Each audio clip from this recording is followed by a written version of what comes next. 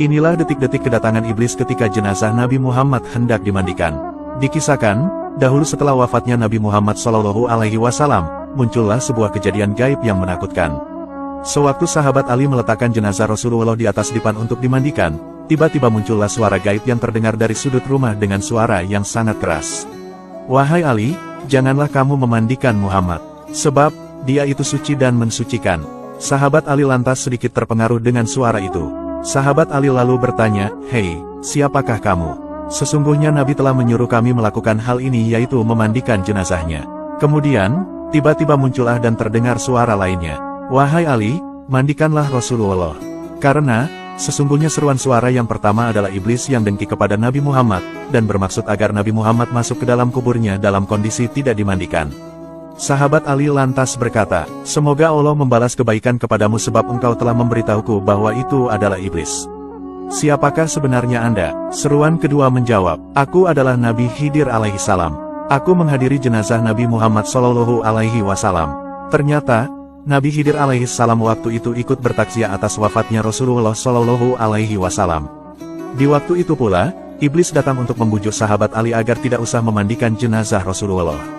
Namun atas petunjuk Nabi Khidir, akhirnya sahabat Ali mantap untuk memandikan Rasulullah SAW. Sahabat Ali lantas memandikan Rasul, sedangkan Al-Fadl Ibnu Abbas dan Usama Ibnu Zaid mengguyurkan air ke tubuh Nabi. Sementara, malaikat Jibril membawakan obat pengawet dari surga.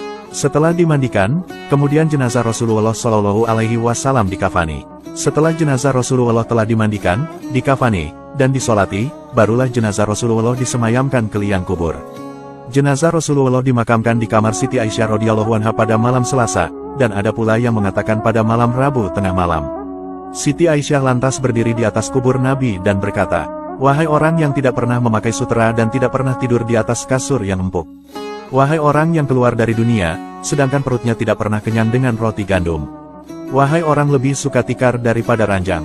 Wahai orang yang tidak pernah tidur sepanjang malam karena takut kepada neraka." Wafatnya Rasulullah SAW benar-benar sangat membuat sedih keluarga dan seluruh kaum muslimin dunia yang ditinggalkan.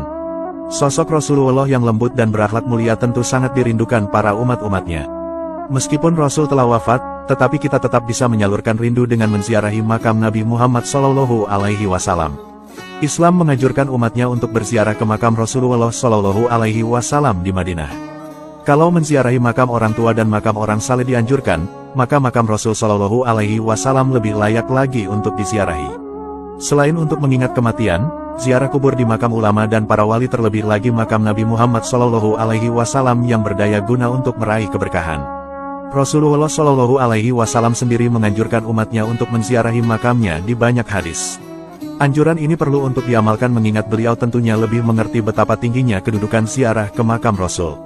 Syekh Said Bakri bin Said Syato Dimyati dalam kitab Ianatut Tholibin berkata, sebagian ulama mengatakan bahwa orang yang menziarahi makam Rasulullah SAW berhak menerima 10 kehormatan dari Allah Subhanahu wa Ta'ala. Barang siapa yang berziarah ke makam Nabi Muhammad, maka ia akan memperoleh 10 kehormatan dari Allah Subhanahu wa Ta'ala. Kehormatan yang pertama, yaitu akan diberikan derajat tertinggi di sisi Allah. Lalu yang kedua, ia akan disampaikan pada cita-cita tertinggi. Lalu yang ketiga, ia akan dipenuhi kebutuhannya. Lalu yang keempat, ia akan diberikan banyak anugerahnya. Lalu yang kelima, ia akan diselamatkan dari bencana. Lalu yang keenam, ia akan dilindungi dari aib. Lalu yang ketujuh, ia akan dimudahkan dalam kesulitan. Lalu yang kedelapan, ia akan diringankan bebannya dalam musibah. Lalu yang kesembilan, ia dapat merasakan apa yang akan terjadi. Lalu yang kesepuluh, ia akan mendapat limpahan rahmat dari Allah Subhanahu wa Ta'ala. Bagi orang yang mampu menempuh perjalanan ke kota suci Madinah, maka selayaknya ia tidak melewatkan kesempatan untuk menziarahi makam Rasulullah SAW. Sayang sekali kalau melewatkan kesempatan emas tersebut mengingat banyak sekali keutamaan yang Allah sediakan untuk mereka yang menziarahi makam Rasul. Di samping itu, ziarah ke makam Nabi Muhammad sudah menjadi hak beliau terhadap umatnya bahkan segenap makhluk Allah. Syafaat Nabi Muhammad akan selalu dinantikan para umat-umatnya baik di dunia maupun di akhirat. Ya Allah, semoga kita semua bisa senantiasa dapat meneladani akhlak mulia Nabi Muhammad SAW. Semoga kita semua bisa berziarah ke makam Nabi di Madinah, dan semoga kita semua bisa melaksanakan ibadah haji dan umroh ke tanah suci. Amin.